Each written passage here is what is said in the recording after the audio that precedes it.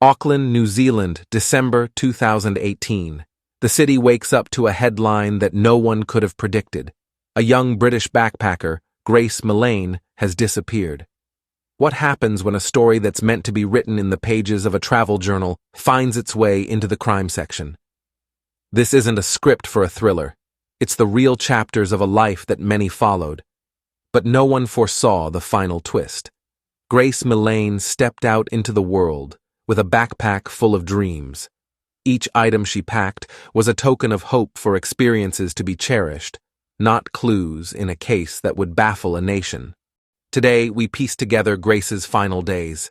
Not for sensationalism, not for speculation, but to honor the memory of Grace. Through her story, we seek awareness, we find a collective voice in the silence, and we remind ourselves of the journey we all share, the human experience, in all its beauty and its fragility. Grace Emmy Rose Millane was born on December 2nd, 1996, in Wickford, Essex, England. She was the daughter of David and Gillian Millane and the sister of Declan and Michael Millane. She grew up in a close-knit and supportive family who described her as our sunshine. She graduated from the University of Lincoln in 2018 with a bachelor's degree in advertising and marketing. She had a passion for art and had a dream of becoming a curator. She also enjoyed sports, especially hockey and skiing. She had spent 6 weeks in South America, visiting Peru, Bolivia, Chile, and Argentina. She then flew to New Zealand, where she planned to stay for 2 weeks, before heading to Australia and Asia. She arrived in Auckland on November 20th, 2018, and checked into a hostel in the city centre. She was excited to see the sights, meet new people, and celebrate her birthday on December 2nd. She enjoyed her time in Auckland, taking photos and joining a group of backpackers for a day trip to Waiheke Island. She made friends easily and was described by those who met her as friendly, sparkling, and kind. She kept in touch with her family and friends back home, sending them messages, photos, and videos of her travels. She told them how much she loved New Zealand and how she was looking forward to her birthday. On November 30th, she matched with Jesse Kempson on Tinder, a popular dating app. She agreed to meet him for a drink on December 1st, 2018, the day before her birthday. They met outside the Sky City Casino and walked to a nearby bar. They seemed to get along well and moved to another bar where they had more drinks. They then decided to go to his hotel room, where he said he had a surprise for her. They were seen on CCTV entering the City Life Hotel on Queen Street at 9:41 p.m. This was the last time Grace Millane was seen alive. The next morning, the man left the hotel, carrying a large suitcase. He took a taxi to a car rental place, where he hired a red Toyota Corolla. He then drove to a hardware store, where he bought a shovel and a suitcase. He then drove to the Waitakere Ranges, a forested area west of Auckland, where he buried Grace Millane's body in a shallow grave. He then returned the car and went back to the hotel, where he cleaned the room and disposed of Grace Millane's belongings. He also messaged other women on Tinder, arranging dates for the same day. He met one of them for a drink and told her that he had accidentally killed someone during rough sex.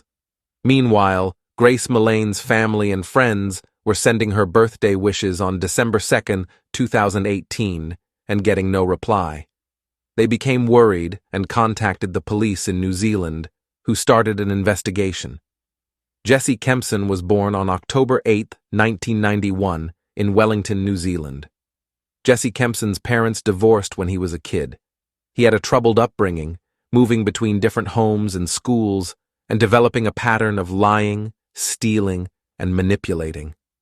He dropped out of high school and worked in various sales jobs, but never held one for long. He had a history of violence and sexual abuse against women, dating back to 2016, when he assaulted and threatened his ex-girlfriend with a knife.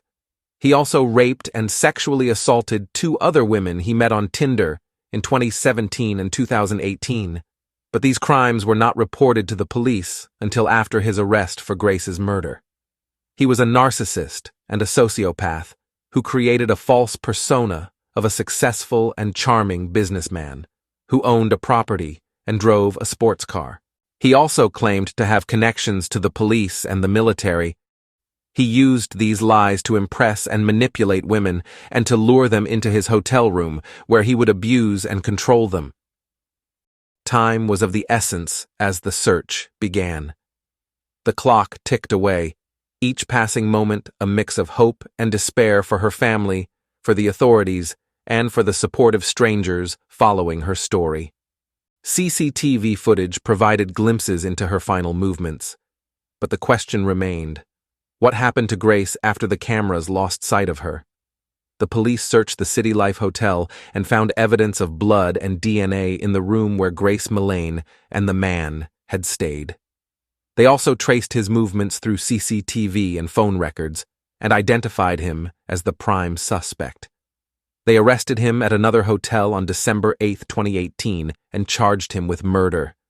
They also found Grace Millane's body in the Waitakere Ranges on December 9, 2018, and confirmed her identity.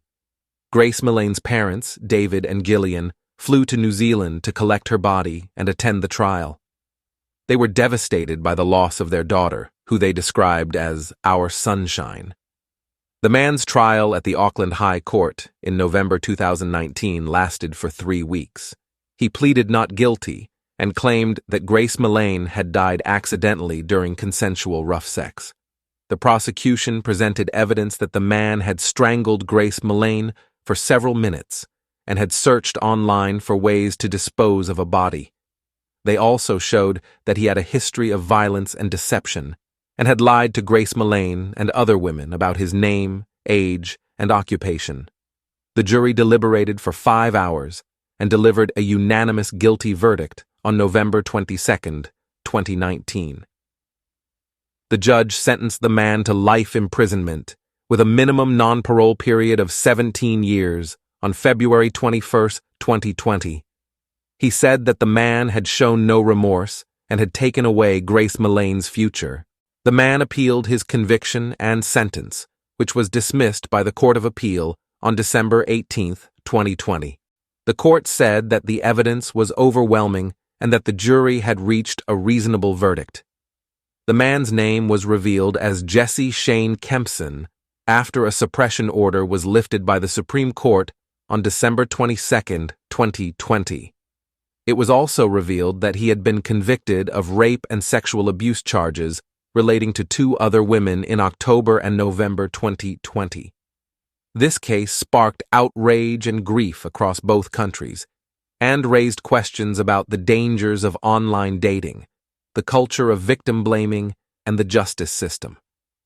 Grace Millane's family and friends paid tribute to her and called for an end to violence against women. New Zealand Prime Minister Jacinda Ardern apologized to Grace Millane's parents and said that she should have been safe in New Zealand. She also supported a law change that would ban the use of the rough sex defense in murder cases. People around the world held vigils, marches, and fundraisers in memory of Grace Millane. They also raised awareness and support for victims of domestic and sexual violence. Grace Millane's murder was a tragic and senseless act that shocked and saddened the world. It also sparked a national conversation in New Zealand about the culture of misogyny, sexism, and the need for more safety and respect for women. Grace Millane was a beautiful and brave young woman who had so much to offer to the world. She deserved a long and happy life and a loving and respectful partner. She was not an object, but a subject. She had a personality, a history, and a future. She was a human being with a name and a story, and she will never be forgotten. Thank you for watching this episode. If you liked this video, please give it a thumbs up, subscribe to our channel for more, and don't forget to ring the notification bell so you never miss an update. Let us know what you think about this case in the comments section. Until next time, stay safe and stay curious.